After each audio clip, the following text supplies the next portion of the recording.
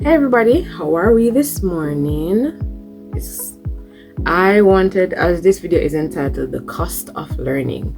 Now, if you don't know me, my name is Vanessa and I'm a Jamaican freelancer, which really means I offer my services to companies all over the world as a private contractor. I'm not on their payroll. I set my rate, my time, and all of that. Where applicable, because not all companies will allow you to set a time. They have a time frame that they're working with, and then I decided that's what I want to do. Nevertheless, I wanted to talk about the cost of learning this morning, and that's what this video is entitled, because one thing I need us to understand, and again, I'm using my witch hazel because why not? One thing I want us to understand and to be very mindful and aware of is that when you're just starting out in any industry at all, whether it be freelancing or otherwise, you cannot expect or should never expect, unless you already have this training beforehand, you already have the experiences, coming in as a newbie, no experience, no nothing, raw, young bud, do not expect to be earning the same as the freelancers that are established in this space already. And if it is that someone decides to take a chance on you, to mentor you, to help you out, to help you to get the experience and the exposure that you need, by how I got my exposure was that, and I've talked about it, a freelancer called Lakeisha, she would give me some of her jobs, and then later on Mello or Felicia gave me some of her jobs. I've worked with them on jobs. Now they were the main contractors for the job. They just allowed me to work with them, and the agreement was at a lower rate. So if they're charging $10 for the job, I'm not going to be getting $10. But what I am going to be getting is the experience, along with whatever we've agreed that is the monetary contribution. And I think we need to be mindful that the monetary contribution is not going to be equal to what it is that you want to be earning eventually. It's going to be equal to what your skill level is now, and the fact that these people are not only allowing you to infringe on their order, so they're losing money because they're paying you a portion out of it, they're also guiding you and walking you through the process. Now, whether it be another freelancer has decided to help you out, or whether it be that a company is taking you on fresh and they're willing to train you, a lot of the times the amount that you are getting in terms of compensation is not going to be equal to market value. Now, I'm not saying that you should let anybody rob you, anybody treat you as less than anything. I'm not saying any of that, but I am saying sometimes you need to weigh the pros and the cons. Now, when I just started out in virtual assistants, or when I just started out as a freelancer, I was all over the place. I was doing cold calling, I was doing virtual assistant, a general VA, by the way. But now, over time, I've begun to do what is called niching. Now, I have an area that I specialize in for my VA services, and I try to stick to that area. One, I've gotten a lot of knowledge in it over time because of the companies that I work with, and two, it just suits me. But I didn't start out that way, and so when I just started out, I had to make a choice. I wasn't getting the rate that I wanted, no, but I had an opportunity to learn a new skill. I had an opportunity to learn a new software. I had an opportunity to go into an industry and to learn from people who have been there, right? And to learn how it works, and to have that knowledge. And that knowledge, when you go and spend your paycheck in the supermarket and it's gone and you have to work for another paycheck, you have to work for another sum of money, that knowledge is always going to be with me. That is something that I can always monetize. That is something that I can always make money on, right? In whatever means, by whatever means, whether it be working for somebody or even starting my own thing. Cool? No, it means that when you're just starting out, you need to be willing to pay to learn. You need to be willing to give up the bulk that you think you can make. You need to be willing to work at a lower rate. And again, I'm not saying be robbed, I'm not saying be taken advantage of, and you will find people who want to do that, but I am saying be realistic. If you want to learn, even in general society, if you're just starting out as a teacher, your pay may not be on par to those who are senior teachers, those who have been there, seasoned in the system. If you're starting out as an apprentice to any form of skilled labor, your pay is not going to be equivalent to those who already have the experience under their belt. And so it's the same thing in freelancing.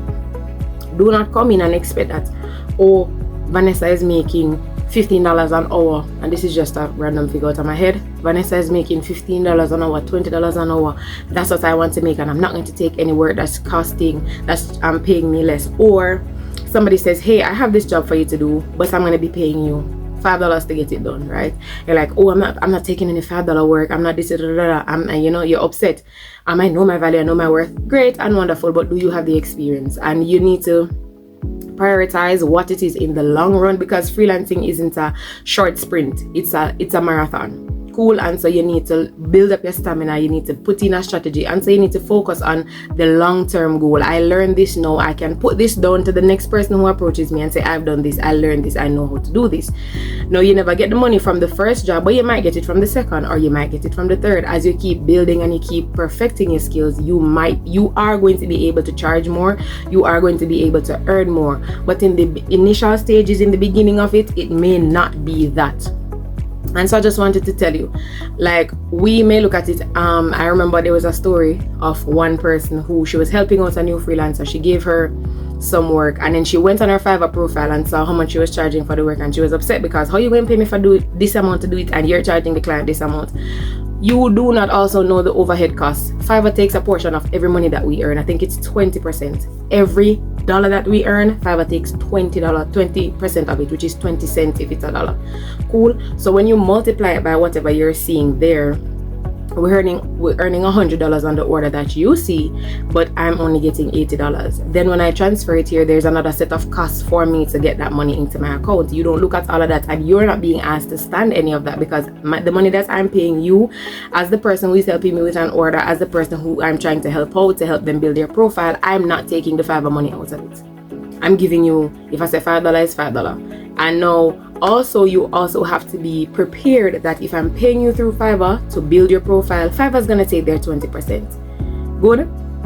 They're gonna take their 20%. And also, if I'm paying you through Fiverr charges me to pay you. Fiverr charges me a fee to be able to make an order with you on the platform. And so we need to take all those things into consideration. What is it costing this person to be able to help me? Don't just look at it as me, gain, want. Because you're not going to go very far in the industry. Nobody's going to want to help you. Nobody's going to want to assist you. And even though many a times I have to lean on other freelancers. Hey, do you know a software that can do this? Hey, I want to get this done. What's the best way to go about it? Hey, I have this order. I've never really charged for an order like this. Can you tell me how to go about pricing, or what do you think about it? Are we bouncing ideas off of each other? If you build a negative rapport from jump because you don't want to do this and you don't want to pay to learn, and when I say pay, I'm not talking monetarily, but you don't want to give of yourself to learn, then nobody's going to want to help you. And again, realistically, if you're just coming into something, and I'm using my shea butter this morning, guys, I did find my cream, but I don't feel like using it. If you're just coming into an industry, you're going to need industry help. You're going to need help from those who are already there. And so this morning, my encouragement is that look at it that way. If you're not willing to pay to learn, please.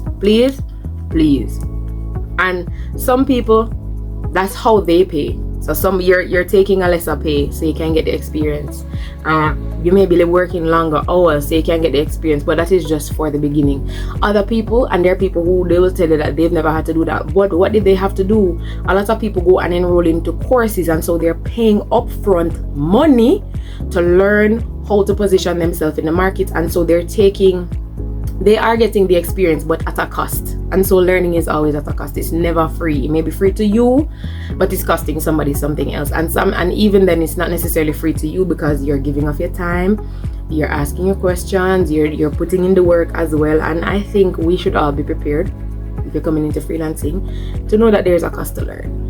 I always try to tell you to go the free way first, and when I say that, I want to qualify that I'm talking about hard skills, so learning packages, learning software. See if you can learn it free first, but for the experience part of it, be prepared to pay the cost to learn, right? Have a little humility, be prepared to put in the work, and look at the long haul, look at the long picture, look at the big picture, long term. There's a cost attached. I had to learn from somebody. When I was just getting jobs in the beginning, I wasn't getting paid the amount that Lakeisha was getting paid. It's not my order. but I'm getting the expertise, I'm getting the experience. I can ask her questions, she can guide me on how to fulfill an order, she can guide me on how to set up my Fiverr, all of that. And so that is invaluable to me, because though I didn't pay monetarily in the beginning, I had to sacrifice what I potentially could be earning in my head to learn that skill so I can carry it forward. I can always have that skill, I can always monetize that skill going forward. All right. And so I just wanted to let you guys know that in anything, not only this, there is a cost to learn. And when I talk about freelancing, I still don't want us to be looking at, oh, I have to go to virtual assistant, I have to go to this, I have to go to that. But that's another video. Maybe we'll talk about that tomorrow, how it is that you can find your own niche, or make your own niche, carve out your own niche based on what the skills you have and what the need is in the marketplace. So thank you guys for watching. I hope you have a great day. Please guys, remember to like, to comment, to subscribe, to share this to somebody who might need the information.